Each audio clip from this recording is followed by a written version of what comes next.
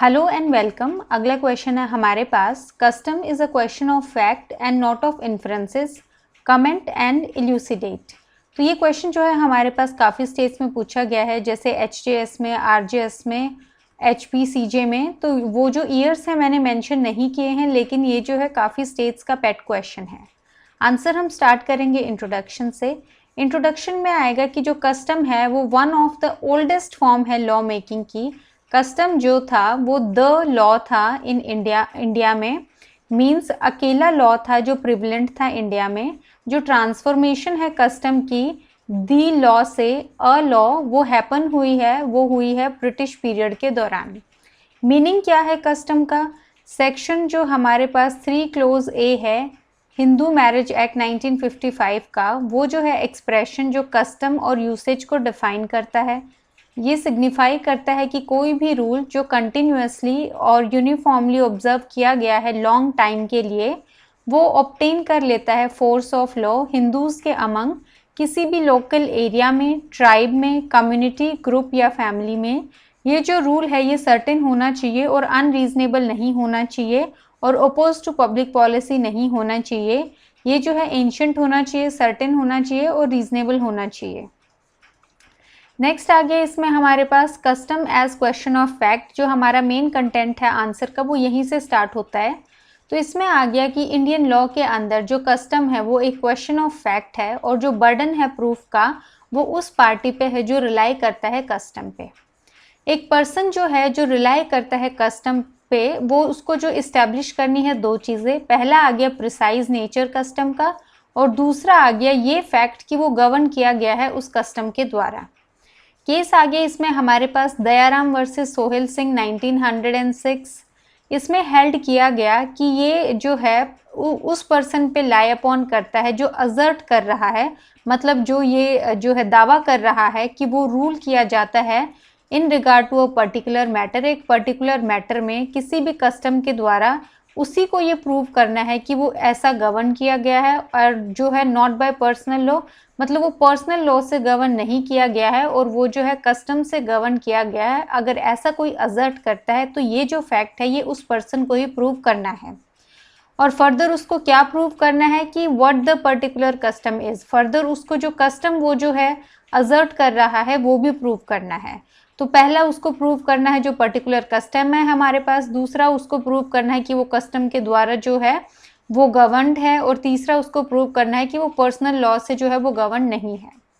Next आ गया इसमें हमारे पास जो कस्टम है वो कभी भी कोई मैटर नहीं है थ्योरी का, लेकिन हमेशा ही वो एक मैटर है फैक्ट का।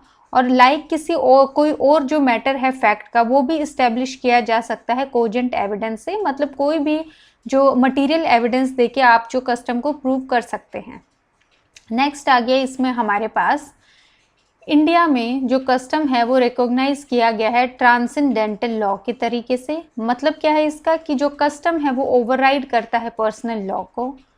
हिंदू लॉ के अंदर ये इस्टेब्लिश किया गया है, ये रूल इस्टेब्लिश किया गया है कि क्लियर प्रूफ जो है कस्टम का वो ओवरवे कर देता है जो रिटन टेक्स्ट है लॉ का।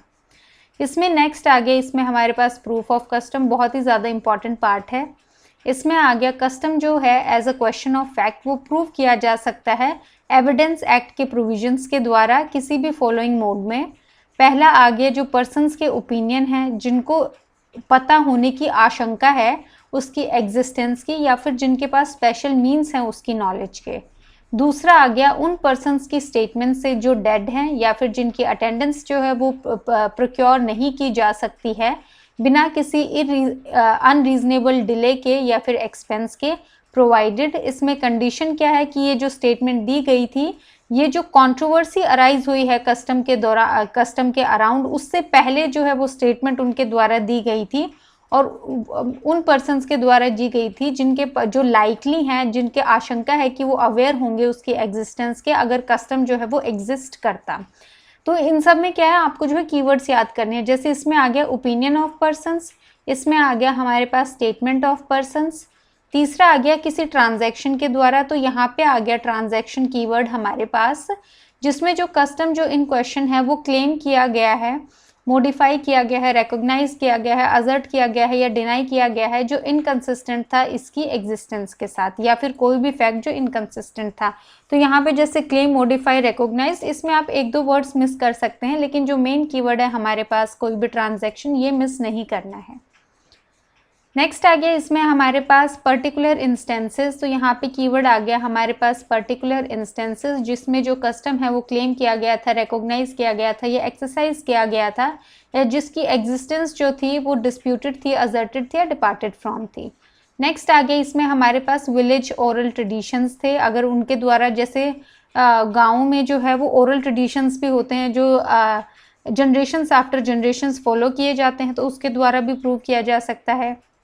फिर आ गया हमारे पास रिटन मेमोरियल्स, जैसे वाजिब उल अर्ज और रिवाज आम, इनके द्वारा भी प्रूव किया जा सकता है। फिर जुडिशियल डिसीजंस के द्वारा प्रूव किया जा सकता है। लास्ट आ गया अथॉरिटेटिव मैनुअल्स जो हैं कस्टमरी लॉ की, उनके द्वारा भी प्रूव किया जा सकता है। लास्ट आ गया इसमें हमारे पास कंक्लूजन। कंक्लूजन में आ गया फ्रॉम द अबव, मतलब ऊपर से ये एविडेंट है कि इन्फोर्समेंट के लिए जो कस्टम है उसको प्रूव किया जाना चाहिए एज अ फैक्ट कोर्ट के आगे, और जो इन्फ्रेंसेस जो बेस किए गए हैं सर्टेन सिस्टम्स के द्वारा जो प्रिवेल कर रहे हैं सोसाइटी में, उनका कोई भी जो है लॉ का कोई भी फोर्स नहीं है अनलेस वो प्रूव किए जाते हैं in accordance with the provision of law. Unless वो अकॉर्डेंस में है लॉ के प्रोविजंस के अकॉर्डिंग, तो इन्फ्रेंसेस का जो है कोई रोल नहीं है प्ले करने के लिए। तो इस क्वेश्चन में जो है दो तीन बातें ध्यान रखने वाली हैं। पहला यही कि ये हमने 10-15 मार्कर के हिसाब से किया है। दूसरा आ गया अगर 5 मार्क्स में है तो आप इसका intro, conclusion, meaning of custom, ये जो है इग्नोर कर सकते हैं और डायरेक्टली आप custom as a question of fact कर सकते हैं। डायरेक्टली उसके साथ जो है आप आगे बढ़ सकते हैं, उसका इंट्रो दे के उसमें जो केस लॉ हमने किया है वो लिख के, और कैसे जो है वो प्रूव किया जा सकता है, जो हमने यहाँ पे जो 8 कंडीशंस हैं वो की हैं, आप जो है वो डायरेक्टली लिख सकते हैं। नेक्स्ट आगे इसमें एज सच जो है कोई रीसेंट केस लॉ नहीं आया है, लेकिन अगर आगे कभी रीसेंट केस लॉ आया तो हम जो है अलग से वीडियो बना के आपको इन्फॉर्म कर देंगे। सो इस क्वेश्चन में इतना ही। Thank you.